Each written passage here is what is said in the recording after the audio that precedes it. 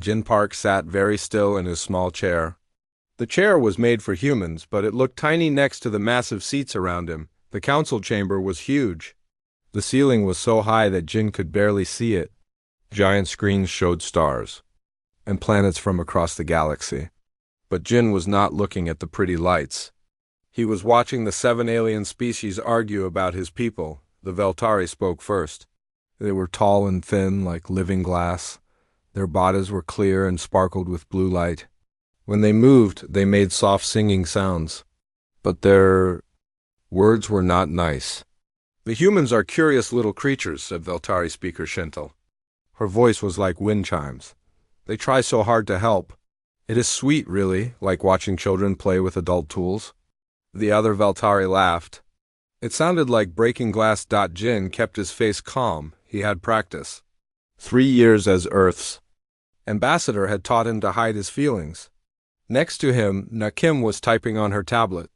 She was his assistant and also ran human operations across the galaxy. Her fingers moved fast across the screen. She was taking notes, but Jin knew she was also checking the numbers. Always checking the numbers. The Korash banged their armored fists on their table. The sound was like thunder. They were huge, even sitting down. Their bodies were covered in thick metal plates. Their eyes glowed red behind their helmets. "Weak!" shouted Korash General Brutax. "Humans are weak. No claws, no armor, no real weapons. In a fight, they break like twigs. Why do we keep them here?" More Korash voices joined in. They all sounded angry. They always sounded angry. Jin had learned that the Korash respected only strength. To them, humans looked soft and helpless. The Zephyrians floated in their special suits. They were very old, older than any other species in the galaxy. No one knew what they really looked like under the gray metal suits. They spoke in whispers, but their words carried across the huge room. "Humans are temporary," whispered Elder Zephyrian Gallus. "They appeared recently. They will disappear soon. This is the way of young species. We have seen it many times before." Other aliens nodded. Jin felt something cold in his stomach. These beings saw humans as nothing, less than nothing. Just temporary visitors who would soon be gone. Na Kim leaned close to Jin's ear. "The numbers are ready," she whispered. Her voice was tight with anger. Jin looked at her tablet. The data was clear. Humans made up only 0.3% of all beings in the Galactic Confederation. But the numbers below that were shocking. Humans handled 23% of all trade between different species. When aliens could not agree on prices or delivery times, they called humans. When trade routes got complicated, humans figured them out. When two species started fighting over shipping lanes, humans found solutions that made everyone happy. Humans also did 31% of all conflict mediation. When the Karash and Veltari started arguing over mining rights, humans helped them talk it out. When the Slithic accused the Mordian of stealing their water, humans investigated and found the real problem. Peace in the galaxy often meant humans' working day. At night to stop wars before they started? The most shocking number was 67%. Humans managed 67% of all resource optimization across member worlds. They figured out how to move food, water, metals, and energy around the galaxy in the best way. They made sure no world went hungry while another world wasted food. They balanced everything, but as Jin looked around the chamber, he saw that no one cared about these numbers. The aliens were still talking about humans like they were pets or toys. The Drakmori delegate hissed through her sharp teeth. "Humans are useful for simple tasks, like cleaning or carrying messages, but they cannot think about big problems." The hegemony representative clicked his 4 arms together. "My people have watched humans for 50 of their years. They are good at following orders, nothing more." Jin felt his hands tighten into fists. These beings had no idea. They thought humans just cleaned up messes and carried packages? They did. Not see the complex thinking, the creative solutions, the endless work that kept their civilization running smoothly. Na Kim showed him another screen. It showed all the human workers across the galaxy. Dr. Wu Li was solving a disease problem on 3 different worlds. Suhan was managing housing for 6 different alien species who all needed different environments. High Moon had just fixed the communication network that let all these aliens talk to each other without killing each other. The aliens kept talking. The Veltari wanted humans to do more cleaning work. The Korash wanted humans to carry supplies for their armies. The Zephyrians thought humans should just stay on Earth and stop bothering everyone. Then Speaker Shinto stood up. Her glass body caught the light and sent rainbows across the walls. But her words were dark. The Veltari have prepared new efficiency measures, she announced. These will help the galaxy run better. Jin felt his heart sink. Efficiency measures always meant bad news for humans. First, Shinto said, humans will no longer vote on military matters. They do not understand war, so they should not decide about war. Second, all human trade proposals must be approved by 3 founding species before they can proceed. This will prevent mistakes. Third, human research funding will be reduced by 40%. Their research is interesting but not essential. The chamber was quiet. Jin looked around at the 7 founding species. They all looked satisfied. They had just made humans into second-class members of their own alliance. Na Kim was staring at her tablet. Her face was very pale. Jin knew what she was thinking. These rules would make it almost impossible for humans to do their jobs. How could they solve trade problems if 3 alien species had to approve every solution? How could they prevent wars if they could not even discuss military issues? Jin stood up slowly. Every alien eye turned to him. In the huge chamber, he looked very small, but his voice was steady and clear. The human delegation requests time to consider these new measures, he said politely. Speaker Shinto waved one sparkling hand. Of course, take all the time you need. The measures will begin next week regardless. The session ended. Aliens filed out of the chamber, talking and laughing among themselves. None of them looked at the 2 humans sitting in their tiny chairs.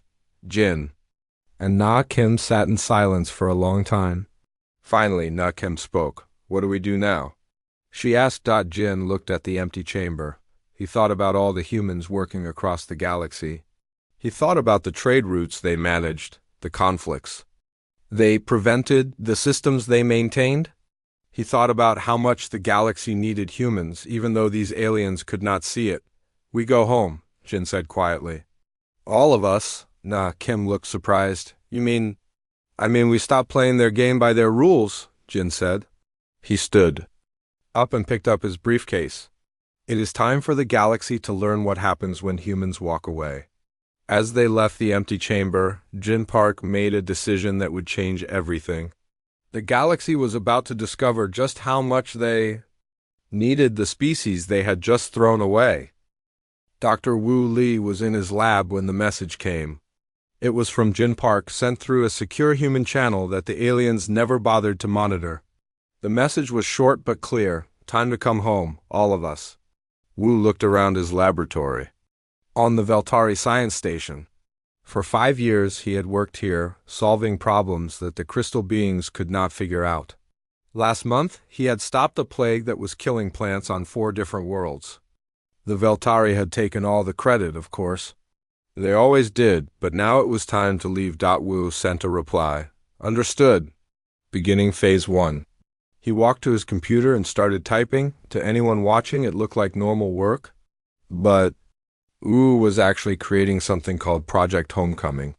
It was a plan to bring every human in the galaxy back to Earth. Not all at once, that would be too obvious. Slowly and quietly, like water flowing downhill, on the human colony world of New Seoul, Suhan got the same message. She was the director of all human settlements outside Earth. Her job was to make sure humans had good places to live and work. Across the galaxy, she was very good at her job. Maybe too good. Suhan looked at her wall screen. It showed the locations of 2.3 million humans scattered across 847 different worlds and space stations. They were everywhere, running factories, fixing machines, teaching alien children, growing food, keeping the peace between angry species. Most aliens never noticed them, but humans were the oil that kept the galactic machine running smooth. Computer, Suhan said, begin Administrative Reorganization Protocol 7. Protocol 7 activated, the computer replied. Reason for reorganization? Efficiency improvements and personnel optimization, Suhan said. It sounded boring and official. Perfect. The computer began sending messages to human administrators across the galaxy. The messages talked about budget adjustments and workflow improvements. They used words that would make alien supervisors yawn and sign approval forms without reading them. But every human who got these messages understood the real meaning. Pack your bags, we are going home. 3 sectors away, High Moon was doing the most important job of all. She sat in the central command center of the Galactic Communication Network. This network let all the different alien species talk to each other. Without it, the galaxy would fall apart in hours. Most aliens thought the network ran itself. They did not know that High Moon and her team of 12 humans worked around the clock to keep it functioning. The network was not just cables and computers. It was a living, breathing system that needed constant care and attention. High Moon opened a new file on her computer. She called it Human Innovation Documentation Project.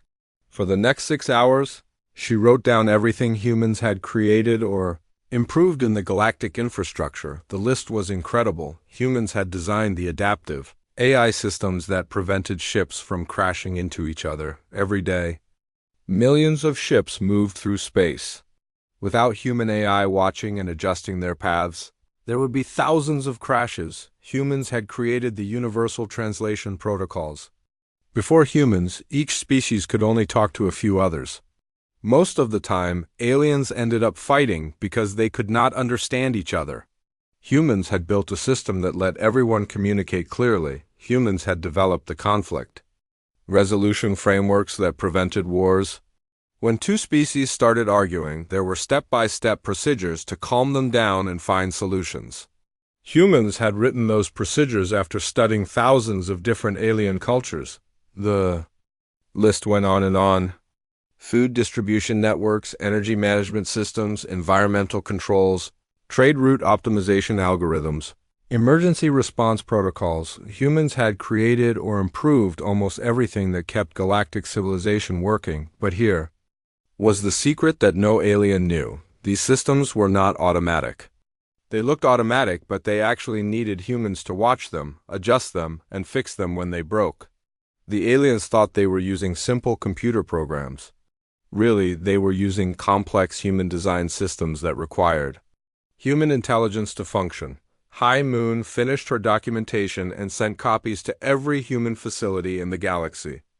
Then she began the second part of her job, preparing to transfer all these systems to alien control. She wrote careful instruction manuals explaining how everything worked. She knew the aliens would not understand them, but she wrote them anyway. When everything fell apart later, no one could say humans had not tried to help. Meanwhile, Commander Jae-yoon was making his own preparations. He commanded the small human defense fleet, only 50 ships, compared to the thousands controlled by the founding species. The aliens saw human ships as cute little toys, barely worth noticing, but Jae-yoon's ships did more than fight. They carried supplies to remote colonies, rescued ships in distress, and transported diplomats between hostile worlds. Human ships went places where other species feared to travel, not because humans were braver, but because they were better at making friends with dangerous aliens. Jae-yoon sent coded messages to all human ship captains. Begin supply route reorganization.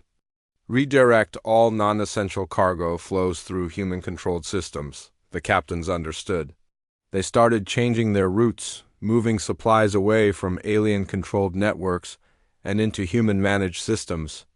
They did it slowly, making it look like normal efficiency improvements. The aliens never noticed. On a space station near the Korash border, Captain Mi-jin was loading medical supplies for a plague outbreak on a Drakmori world. She read Jae-yoon's message and smiled. Instead of delivering the supplies directly, she rerouted them through 3 human-controlled waypoints. It would take an extra day, but it would also move the supplies out of alien networks. The Drakmori would still get their medicine. But if they wanted more supplies later, they would have to ask humans nicely instead of just demanding them. All across the galaxy, humans began quietly changing how they worked. They finished their current projects but stopped starting new ones. They trained alien replacements but did not mention the small tricks and adjustments that made everything work properly. They prepared detailed reports but wrote them in ways that only other humans would really understand. Dr. Wu Li completed his final research project, a cure for metal rot that was destroying Korash armor. He published the results and then submitted his resignation. His reason, returning to Earth for family obligations. Suhan approved the evacuation of the human research station on Zelkin Prime. Her reason, facility consolidation for improved efficiency. High Moon trained a Zephyrian technician to monitor the communication network. The training took 3 weeks. The Zephyrian learned which buttons to push but never understood why those buttons worked. 1 month after Jin Park's decision, Ambassador Park walked into the Galactic Council chambers for the last time. He carried a single piece of paper, humanity's formal notice of withdrawal from the Galactic Confederation. He placed the paper on Speaker Shintel's desk. The Veltari glanced at it and set it aside without reading it. "Thank you for this administrative update," Shintel said, her glass voice tinkling. "Please ensure all proper forms are filed." Jin nodded politely. "Of course. All proper procedures will be followed." As he walked out of the chamber, Jin almost felt sorry for them. The aliens had no idea what they had just lost. They thought humans were filing paperwork. Really, humans were preparing to take apart the invisible foundation that held galactic civilization together. In 6 months, every human would be gone from alien space. The aliens would finally get what they wanted, a galaxy without humans bothering them. They were about to discover that some things you only miss after they are gone. 3 weeks had passed since humans started leaving. Most aliens had not noticed anything different. But small problems were starting to appear, like tiny cracks in a dam. Bo Shin stood in her office on Mediation Station Alpha, packing the last of her personal items. Through her window, she could see the border between Koresh and Veltari space. For 2 years, she had kept peace between these two species. Now it was time to go home. The Korash and Veltari had been fighting over shipping lanes for over 100 years. Their ships used the same space routes, but they could never agree on who should go first. Big Korash cargo ships moved slowly but carried important materials. Fast Veltari traders wanted to zip through quickly. Without someone to manage the traffic, they crashed into each other or started shooting. Bo had solved this problem by creating a simple schedule. Korash ships used the lanes in the morning, Veltari ships used them in the afternoon, and emergency ships could go through any time. Both species got what they needed and no one got hurt, but now Bo was leaving.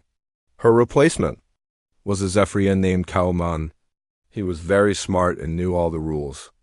But he had never actually talked to angry Korash captains or impassioned Veltari traders. "The schedule system is very simple," Bo explained to Gvalman for the 5th time. "But you need to make changes when special situations happen. Like when a Korash funeral ship needs to pass through, or when Veltari traders are carrying medical supplies." Gvalman nodded inside his gray suit. "I understand. Follow the schedule. Make exceptions for emergencies."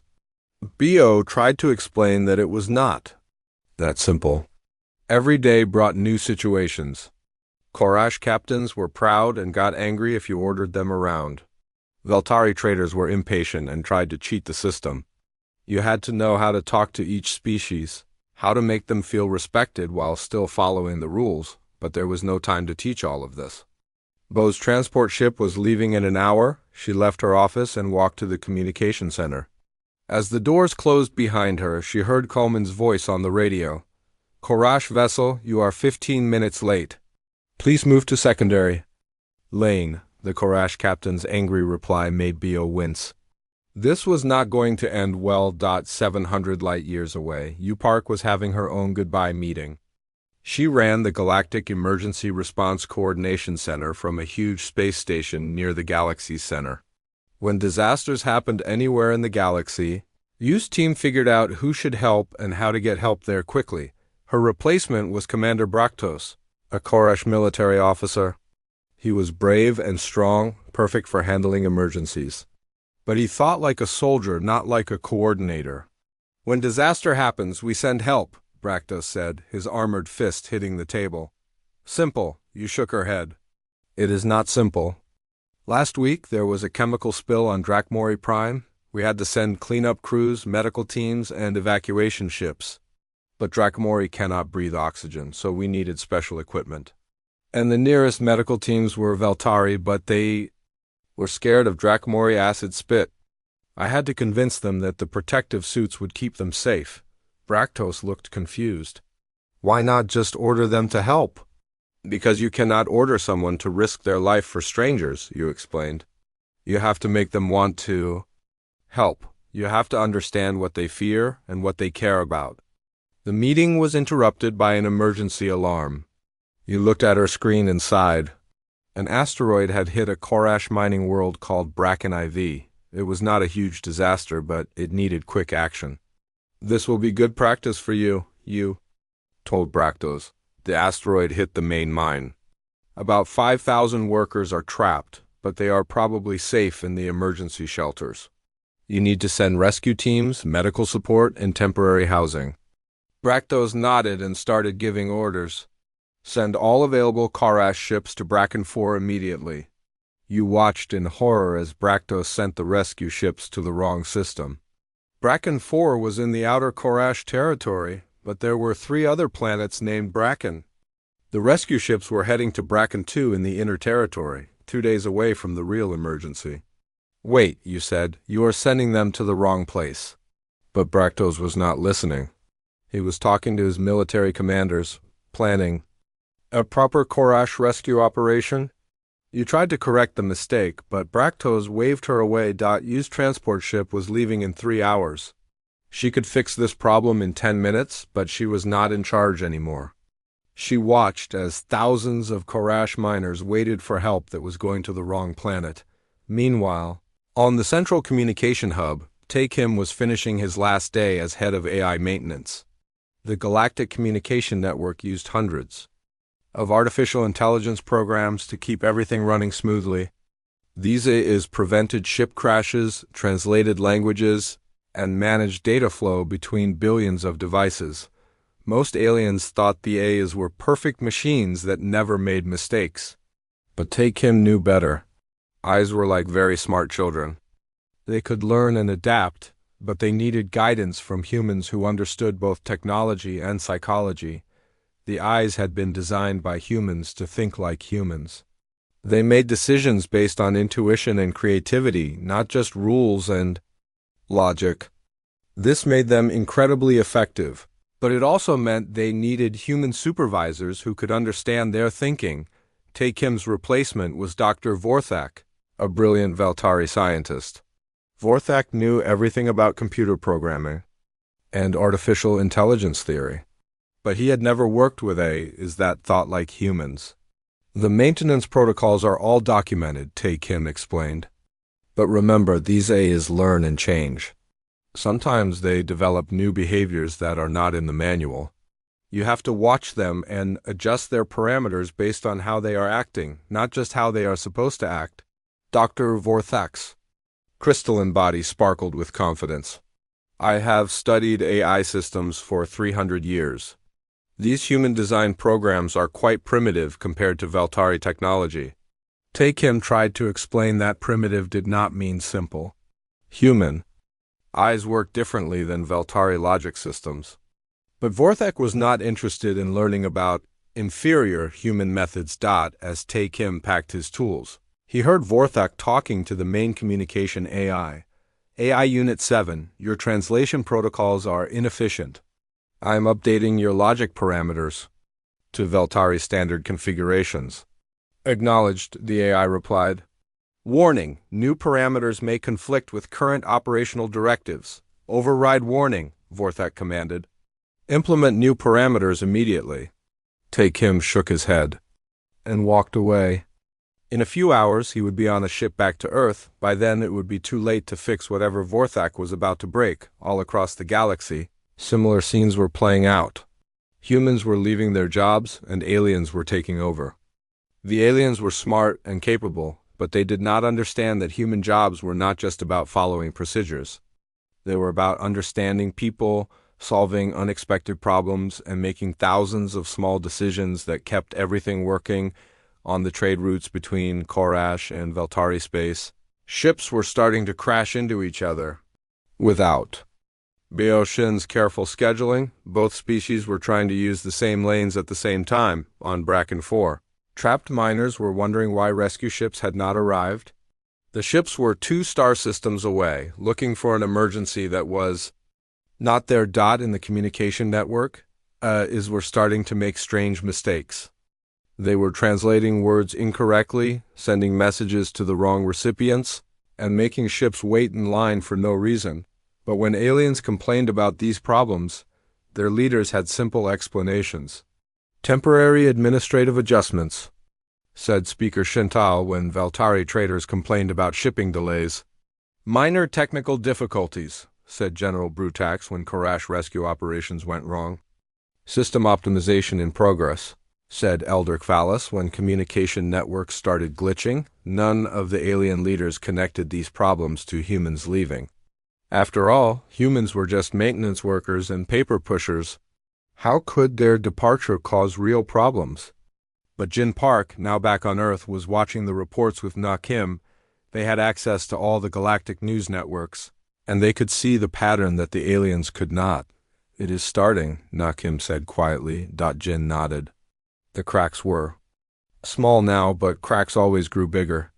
Soon, the alien leaders would discover that humans had not been doing simple jobs.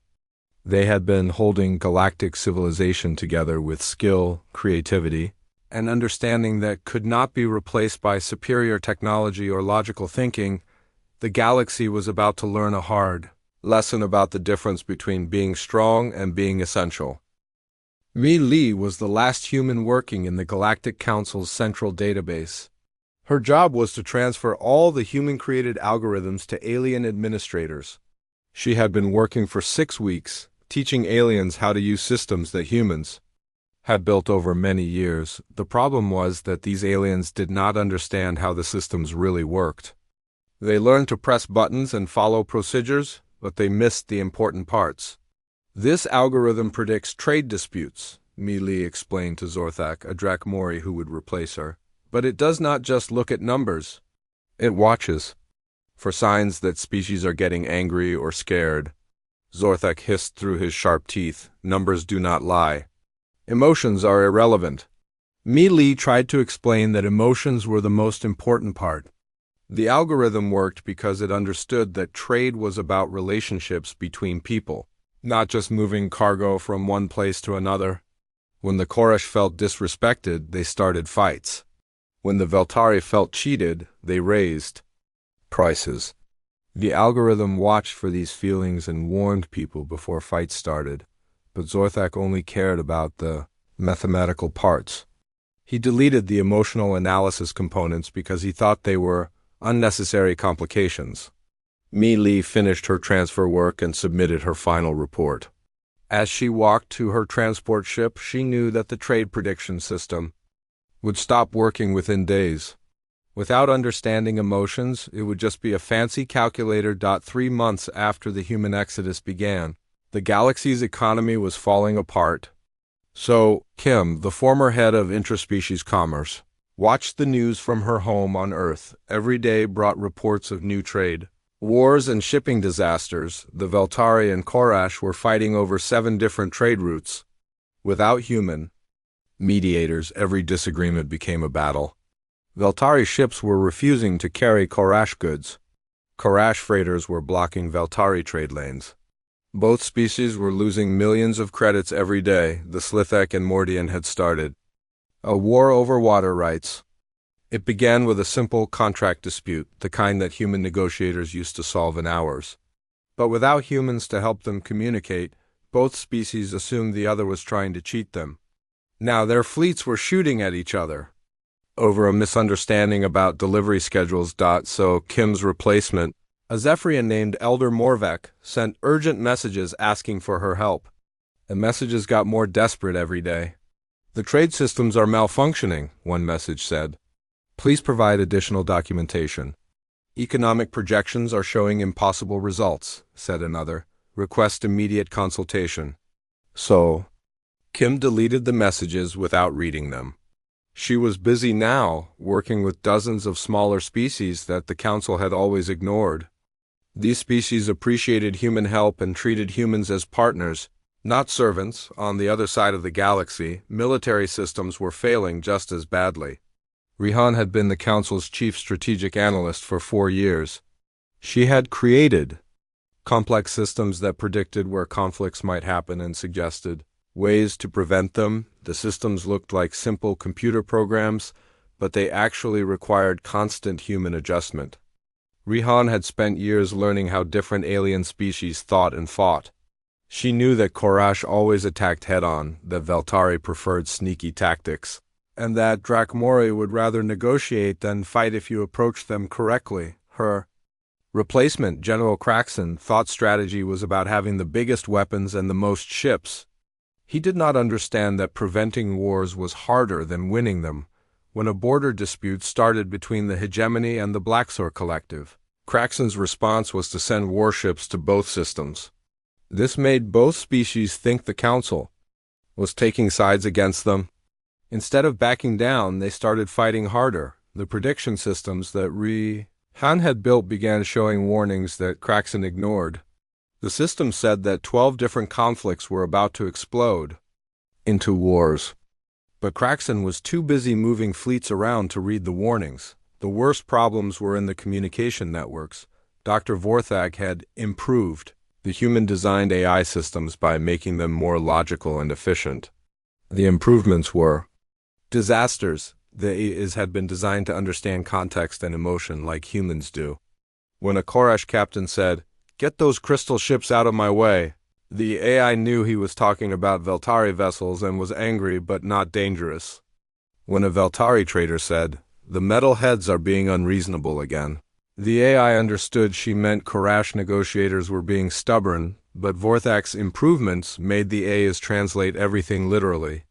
Crystal ships became vessels made of mineral compounds. Metalheads became beings with metallic craniums.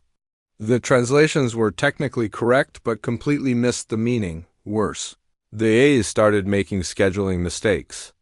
They forgot that Korash ships needed extra time to start their engines. They did not account for Veltari religious holidays. They scheduled maintenance during critical operations and canceled important meetings because of efficiency protocols. Within 6 months, the galactic economy had collapsed by 34%. Trade wars were burning across 12 sectors. The communication network was causing more problems than it solved. And the Council's military response systems had failed so badly that 3 minor conflicts had exploded into actual shooting wars. Li Wu, the new non-human coordinator of galactic operations, was having the worst day of his career. His desk was covered with reports of disasters, each one worse than the last. The council chamber that used to be calm and orderly was now filled with angry delegates shouting at each other in 6 different languages. Li Wu was a Mordian, chosen for his reputation as an efficient administrator. But efficiency meant nothing when the systems you were trying to manage had been designed by a completely different type of mind.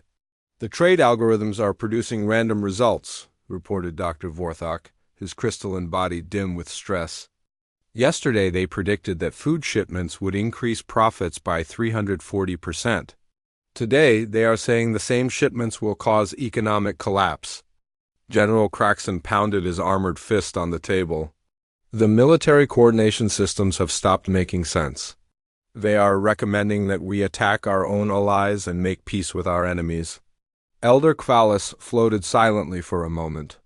Before speaking, "The communication A's have become unpredictable." They translated a peace proposal as a declaration of war. 3 species are now shooting at each other because of a translation error. Li Wu stared at the documentation that humans had left behind. The manuals were hundreds of pages long, full of technical details and procedures. But reading them was like trying to understand music by studying mathematics. The information was all there, but something essential was missing. The breakthrough came when Li Wu found Mi Li's personal notes, hidden in a deleted file. The notes explained what the official manuals did not. The systems worked because they understood people, not just data. The trade algorithm does not just predict economic trends, Mi Li had written. It watches for signs of cultural stress, religious conflicts, and personal relationships between negotiators. A Korash trader who feels insulted will sabotage deals even if they lose money. A Veltari merchant who likes her human contact will accept lower profits to maintain the relationship. Li Wu realized that the council had not lost employees when humans left. They had lost the invisible foundation that made everything work. Speaker Shintal called an emergency session. For the first time in galactic history, the founding species were scared. "We must bring the humans back," Shintal announced, her crystalline voice shaking. "Our economy is collapsing, our peace is broken, our systems are failing." The council approved 3 different plans to recall humanity. First, they sent diplomatic envoys to Earth with improved terms for humanity's return. The terms included voting rights, increased funding, and formal recognition of human contributions. The human government listened politely and declined. "Thank you for the generous offer," Ambassador Jin Park replied. "However, humanity is currently committed to other projects." Second, the Korash dispatched their finest warriors to escort human specialists back to their posts. The Korash fleet arrived at Earth with great ceremony, expecting humans to be honored by the military attention. Instead, they found Earth's defense systems more advanced than anyone had expected. Human technology had always looked simple and peaceful. But when the Korash ships tried to land without permission, they discovered that humans had been building defensive systems designed specifically to stop each type of alien threat. The Korash fleet retreated in confusion, their ships disabled but not destroyed. It was a gentle lesson in why humans preferred peaceful solutions. They were just as good at war, but they chose not to fight. Third, the Zephyrians attempted to recreate human innovations using their own advanced technology. They built new eye systems based on pure logic, designed trade algorithms using mathematical models, and created communication protocols that followed rigid linguistic rules. Every system failed immediately. The Zephyrian eye could process information faster than human-designed systems, but they could not understand context, emotion, or the subtle meanings that made communication work. Their trade algorithms could predict market trends perfectly, but they could not account for the personal relationships and cultural factors that actually drove commerce. Eldrick Vallis finally understood the truth that the Council had been blind to for years. Humans were not technologically advanced, but they were psychologically sophisticated. They understood that galactic civilization was not about ships and computers and trade routes.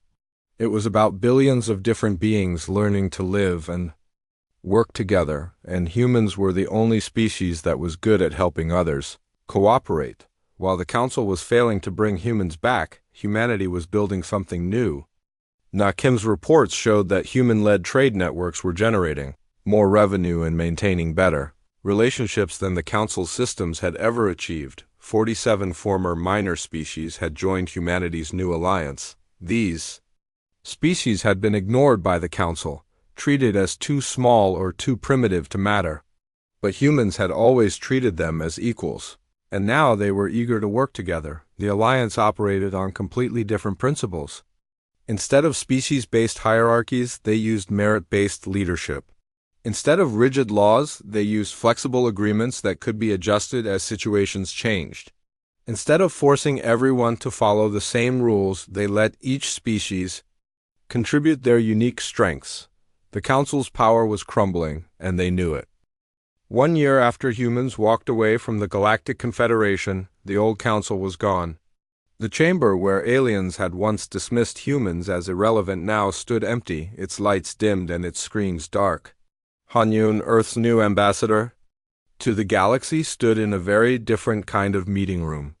The headquarters of the Cooperative Alliance was smaller than the old council chamber, but it was full of life and energy. Representatives from 64 different species sat around. Tables designed for cooperation, not domination. The transformation had been remarkable. 3 of the 7 founding species had formally requested membership in the Cooperative Alliance. The Veltari had been the first to apply, their pride finally overcome by economic necessity. The Korash had followed, attracted by the Alliance's practical approach to solving problems. Even some of the ancient Zephyrians had quietly sent ambassadors to explore joining. But membership in the Alliance was not automatic. Species had to prove they could work with others as equals, not as rulers or subjects. The Veltari application is progressing well, Han Yun reported to the Alliance Council. They have completed the cooperation training program and have successfully mediated 2 disputes between smaller species. It was ironic. The Veltari, who had once lectured humans about being curious little creatures, were now learning from human textbooks how to understand other species' emotions and motivations.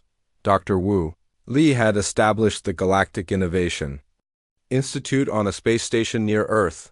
The institute was unlike anything the old council had created. Instead of each species hoarding their knowledge, the institute encouraged everyone to share discoveries and learn from each other. The results were amazing. Korash strength combined with Veltari precision and human creativity had produced new technologies that none of the species could have developed alone. Sleethic environmental knowledge mixed with human agriculture had created farming systems that could feed twice as many people using half the resources. Innovation happens when different minds work together. Dr. Wu Li explained to a group of young scientists from 12 different species. No single species has all the answers. But when we combine our different ways of thinking, we can solve problems that seemed impossible. Suhan had been even more revolutionary in designing the Alliance's settlement policies. Instead of forcing everyone to live by the same rules, she created flexible systems that accommodated each species' unique needs. Korash colonies were built, strong and permanent, reflecting their love of solid construction. Veltari settlements were elegant and artistic, satisfying their aesthetic sensibilities. Drakmori habitats included deep caves and acid pools that made them feel at home. But all the colonies were connected by transportation networks and communication systems that let different species visit and work together easily. The old council had tried to make everyone the same. The Alliance celebrated differences while building connections. The most important change was in how conflicts were resolved. Instead of the Council's rigid procedures and military threats, the Alliance used what humans called collaborative problem-solving. When the Blackser Collective and the Hegemony had a dispute over mining rights, the Alliance did not send judges or soldiers. They sent a mixed team of negotiators from several species, including humans who were trained in conflict resolution. The team spent 3 weeks on the disputed world, talking to everyone involved. They discovered that the real problem was not mining rights. It was that both species needed rare metals for religious ceremonies, and they were afraid of running out. The solution was elegant. Instead of fighting over the metals, both species worked together to develop better recycling techniques. They shared the metals for their ceremonies and traded the recycling technology to other species for profit. Everyone got what they needed, and the conflict became a source of cooperation instead of war. High Moon had become the Alliance's chief system designer. Her job was to create the technological infrastructure that kept everything running. But unlike the old Council's systems, Alliance technology was designed to be understood and maintained by multiple species. Transparent design, High Moon called it. Anyone should be able to understand how our systems work. No more black boxes or mysterious algorithms. The Alliance's AI systems were programmed to explain their decisions in simple language. The trade networks included detailed documentation that any species could read. The communication protocols were designed so that if humans ever left again, other species would know how to keep them working. But that was not likely to happen. The Alliance was built on principles that made every member feel valued and essential. As Han Yun looked around the Alliance Council chamber, he thought about how much had changed. A year ago, humans had been dismissed as unimportant maintenance workers. Now they were teaching the galaxy how to cooperate. The old council had been built on the assumption that strong species should rule over weak ones. But the Alliance had proved that cooperation was stronger than domination, that diversity was more powerful than uniformity, and that treating everyone with respect created better results than forcing obedience through fear. The irony was perfect.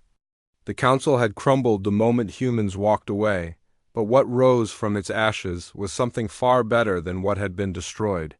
Speaker Shinto, now representing the Veltari in the Alliance, had said it best at her first meeting. We measured strength by the hardness of armor and the brightness of energy weapons. We never understood that real strength lay in the connections between people. The problems solved through cooperation and the bridges built between worlds that would otherwise never speak to each other.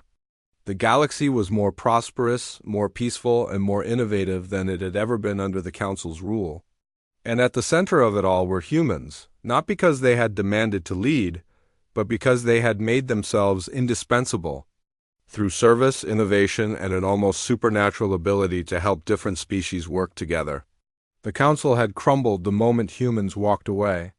But what grew in its place was proof that sometimes the best way to build something strong is to start by walking away from something broken.